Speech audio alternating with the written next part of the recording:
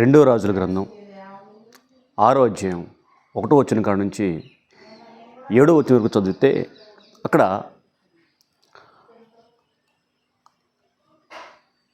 Elisha అనే ప్రవక్త అలాగే ఆయన శిష్యులు మనకు కనపడతారు. ఒక రోజున ఎలీషా యొక్క శిష్యులు వారు నివసిస్తున్నటువంటి ఇల్లు ఇరుగ్గా ఉందని వాళ్ళందరూ ఒక ఆలోచనకు వచ్చారు.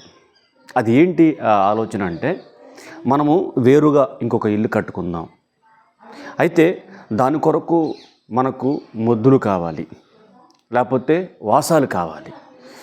సో వాటిని మనం నరుకొచ్చుకుందాం అన్న ఆలోచనకు వచ్చినప్పుడు ముందు ఈ విషయాన్ని తన గురువుగారైనటువంటి ఎలీషాకి చెప్తారు. అప్పుడు ఆ ఎలీషా గారు ఒప్పుకుంటారు. ఒప్పుకోమన్నప్పుడు వీడు బయలుదేరి వెళుతూ ఉండగా అందులో ఒకడు ఎలీషాను కూడా రమ్మని వెంట పెట్టుకుని తీసుకుని వెళతారు. వీడు బయలుదేరి వెళుతూ వెళ్ళారు. అది యోర్దాను నది. ఆ నది ఒడ్డున పెద్ద పెద్ద చెట్లు కనపడుతూ ఉన్నాయి. ఇక ఒక్కొక్కరు ఒక్కొక్క చెట్టు చూసుకొని నరుగుతూ ఉన్నారు.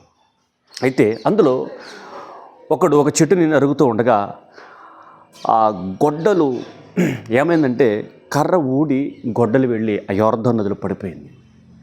వెంటనే ఆ మనిషి పరిగెత్తుకుంటూ ఎలీషా దగ్గరికి వెళ్ళి ఒకటే ఏడుపు, అయ్యా నా ఏలినవాడా, ఇదిగో నా గొడ్డలి నదిలో పడిపోయింది, నా గొడ్డలి నదిలో పడిపోయింది, దాన్ని తీయాలి, దాన్ని బయటికి తీయాలి, అయ్యో అని ఒకటే ఏడుస్తూ ఉన్నాడు.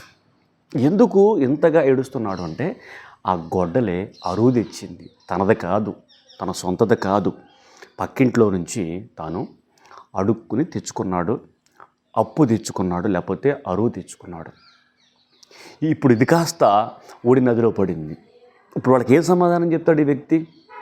కాబట్టి తాను ఏడ్చుకుంటూ తన గురువుగారి దగ్గరికి వెళ్ళి, అయ్యా ఆ గొడ్డలి తీయాలి అని ఒకటే ఏడుస్తూ ఉన్నాడంట.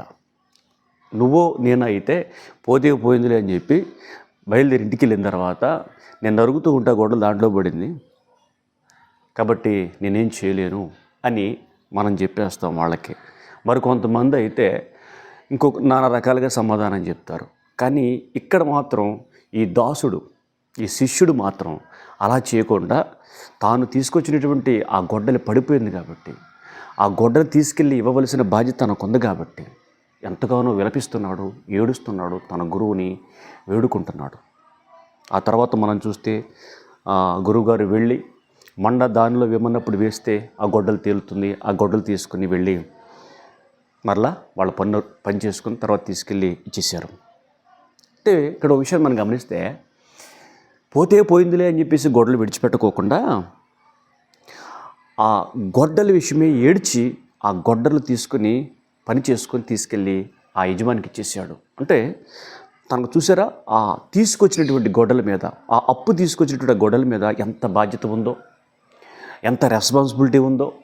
అదే మనలో చాలామంది తెచ్చుకుంటారు, వాడుకుంటారు, సరిగా కూడా ఇవ్వని వాళ్ళు ఉన్నారు. ఎంత నిర్లక్ష్యంగా ఉంటారంటే, కొంతమంది తెచ్చుకొని వాటిని పగలగొట్టి లేదా పాడు చేసి మళ్ళీ పై ఎత్తున వాళ్ళ దగ్గరికి వెళ్ళి, ఇదిగో నేను తెచ్చినప్పుడే ఇది ముక్క అయి ఉంది, నేను తెచ్చినప్పుడే ఇది డ్యామేజ్ అయ్యి ఉంది, నేను తెచ్చినప్పుడే అలా ఉంది, నేను తెచ్చినప్పుడే ఇలా ఉంది అని ఎన్ని అబద్ధాలు ఆడతారో. దయచేసి అటువంటి వాళ్ళు అప్పు తెచ్చుకోమాకండి. ఎందుకంటే ఈ సామాన్యమైన విషయం అది. అప్పు తెచ్చుకోవటం, అరువు తెచ్చుకోవటం అన్నది సామాన్యమైనది. ఆయా పరిస్థితులు బట్టి కొంతమంది వాహనాలను, వస్తువులను, అలాగే ధనాన్ని, చాలా వాటిని తెచ్చుకోవాల్సి వస్తే తప్పదు. ఇదంతా కూడా అనుదిన జీవితంలో ఒక భాగం అయిపోయింది ఈ రోజున. అలాంటప్పుడు మనకు బాధ్యత ఉంటేనే తెచ్చుకుందాం, లేకపోతే ఖాళీకి కూర్చుందాం. అంతే, చేసేది ఏమీ లేదు. లేకపోతే ఖాళీకి కూర్చుందాం. అంతేగాని ఒకరి దగ్గర నుంచి ఒక వస్తువు తీసుకొని వచ్చి, ఒక పనిముట్టు తీసుకొచ్చిన తర్వాత దాన్ని మరలా తీసుకెళ్ళి జాగ్రత్తగా అప్పజెప్పలేనప్పుడు ఎందుకు తెచ్చుకుంటున్నాం? ఎందుకు తెచ్చుకోవాలి? తెచ్చుకోవటం, నీ అవసరానికి వాడుకోవటం, తర్వాత దాన్ని పాడు చేయటం, తీసుకెళ్ళి ఇవ్వటం, వాళ్ళు ఏమనుకుంటారు? వాళ్ళు కష్టపడి సంపాదించుకున్న వస్తువే కదా అది.